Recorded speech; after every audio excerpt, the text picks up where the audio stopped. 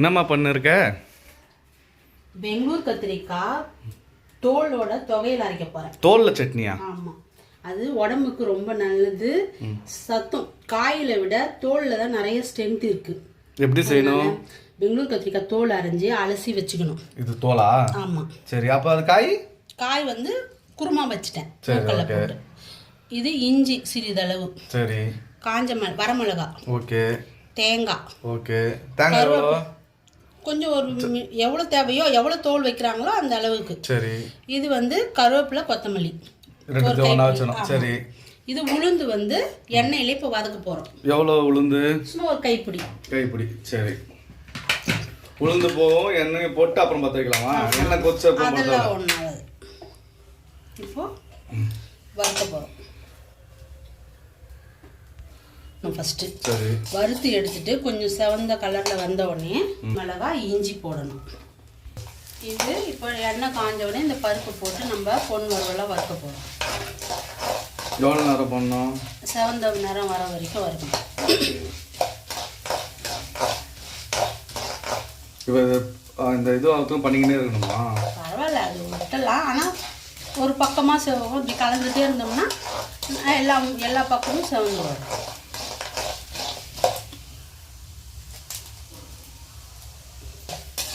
இப்போ இது இப்போ செவந்து நல்லா வந்திருக்கு. இப்போ நம்ம என்ன பண்ணணும்னா வரமிளகாவையும் இதை எடுத்துடலாம். எடுத்து ஜாரில் போட்டுக்கணுமா? ஆமாம்.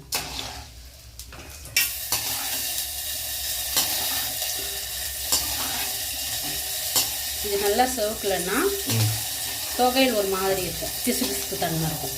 இது பொரிஞ்சதுன்னா தொகையில் எத்தனை நாள் வச்சிருக்கலாம்? நம்ம ஃப்ரிட்ஜில் வச்சு வைக்கிறது இருந்தால் ஒரு வாரம் கூட வச்சுக்கலாம். ஒரு வாரமா? ஒரு வாரம். இது எதுக்கெல்லாம் தொட்டு சாப்பிடலாம்? இட்லி, தோசை, சாப்பாட்டுக்கு, சப்பாத்திக்கு, பூரிக்கு எல்லாத்துக்குமே நல்லா. இப்போ அந்த இது எடுத்துட்டோம். எடுத்ததுக்கு அப்புறம் இப்போ இஞ்சியும் வரமிளகாவும் போடுறோம்.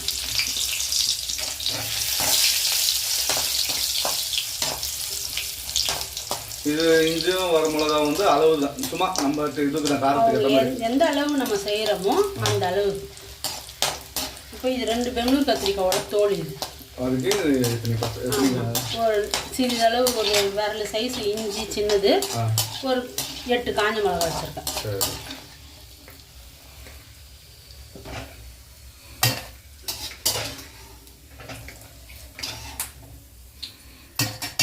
இப்போ இந்த காயோட தோலை போட்டு நல்லா வதக்கணும்.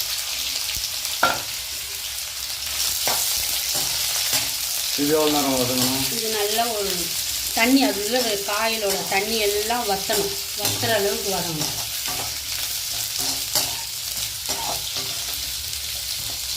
இனிமேல் சலசல சத்தம் வர வரைக்கும் வதக்கிட்டே இருக்கணும்.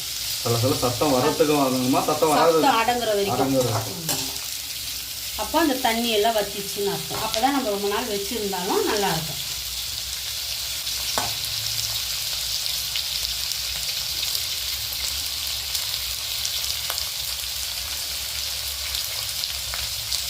இந்த சலசலன்னு சத்தம் கேட்குது பாரு, அது நீர், அதில் இருக்கிற நீர், காயில் இருக்கிற நீர்.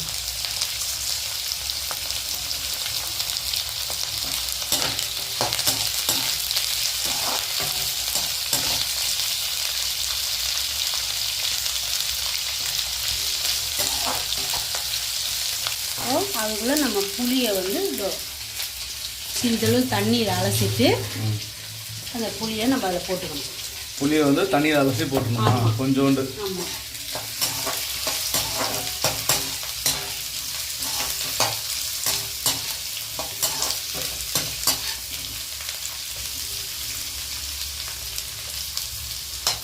இப்போ அந்த ஹலோ, இந்த சலசலப்பெல்லாம் அடங்கிடுச்சு. இப்போ என்ன பண்ண போகிறோம், இதை எடுத்துக்கிடுச்சு. இதை தட்டில் எடுக்க போகிறோம். இது தனியாக எடுத்துடணுமா? ஆமாம், எடுத்துட்டு அடுத்து கருவேப்பிலை கொத்தமல்லியை வதக்கணும்.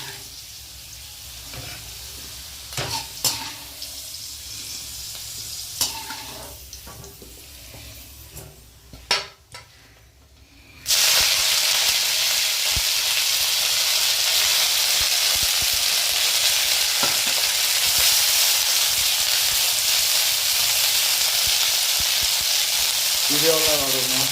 சும்மா சலசலப்புன்னு சத்தம் அடங்குற வரைக்கும்.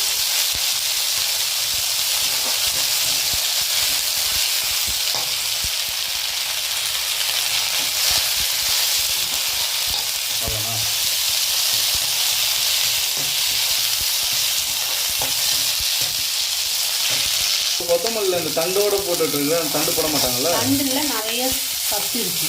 அதே மாதிரி இப்போ காயில் தோல்ல எவ்வளோ சத்து இருக்கோ அது மாதிரி இந்த தண்டுலையும் நிறைய சத்து இருக்கு. இப்போ வந்து எடுத்து வச்ச அந்த காஞ்ச மிளகா, அப்புறம் என்னது, கடலைப்பருப்பு, உளுந்து உளுந்து உளுந்து காஞ்ச மிளகா, புளி, இஞ்சி, தேங்காய், உப்பு தேவையான அளவுக்கு.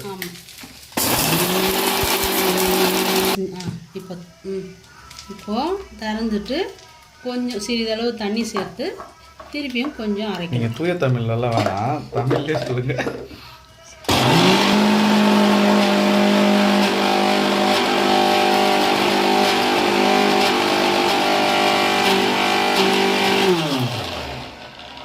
வந்து நம்ம அதில் சேர்த்துக்கணும்.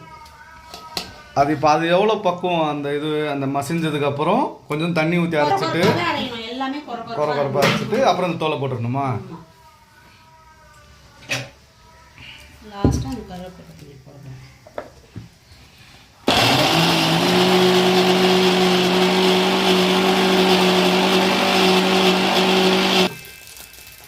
இப்போ கொஞ்சம் எதுக்கு தண்ணி சேர்த்தீங்க? கட்டியாக இருக்கு.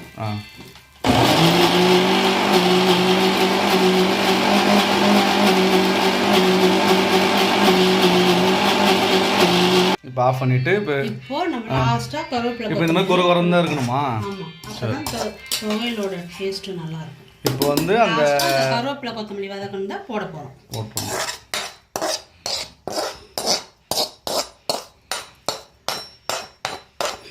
இப்போ இது எதுக்கெல்லாம் சாப்பிடலாம்?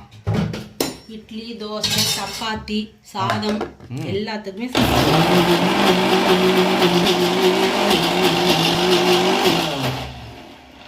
முடிச்சிட்டோம். இப்போ எடுத்துட்டு அவ்வளோதான், ரெடியா? ரெடி. இப்போ இதை வந்து நீங்க தாளிச்சு வேணும்னாலும் வச்சுக்கலாம், இல்ல அப்படியே சாப்பிட்றதுனாலும் சாப்பிடலாம். கெடாதானா? ஓகே, இப்போ ரெடி. ரெடி. இது வந்து தாளிக்கிறதுக்கு முன்னாடியா? ஆமா. இது எப்போ தாளிச்சு போடணும்? தாளிச்சு வேணும்னா போட்டுக்கிறவங்க போட்டுக்கலாம், தாளிக்காம சாப்பிட்டாலும் நல்லா தான் இருக்கும். சரி, ஓகே. நம்ம இட்லி, இப்போ நீங்க என்ன பண்ண போறீங்க? இட்லி தோசைக்கு உளுந்தா? ஆமா, ரெண்டு சீரகம். எண்ணெய்லாம் ஊற்றக்கூடாது, லைட்டாக ஊற்றணும். லைட்டாக ஊற்றணும். ஊற்றவே இல்லை? ஊற்றுனீங்களா? நீங்கள் கரண்டி வச்சே மறைச்சிட்டிங்கன்னா உள்ள என்ன இருக்குது எப்படி தெரியும்? ஊற்றுங்க.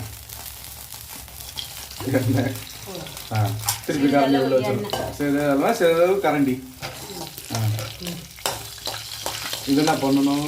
இது கொஞ்சம் உளுந்து சவந்து கடுகு பொடிச்சோன்னே எடுத்து கொட்டிக்கணும். இது பண்ணலன்னா நல்லா இருக்காதா? நல்லா இருக்கும். சும்மா கொஞ்சம் இன்னும் கொஞ்சம் எக்ஸ்ட்ரா இருக்கும். ஆமாம், நீங்கள் அப்படியே சாப்பிட்டாலும் சூப்பராக இருக்கும் அந்த துவையல்.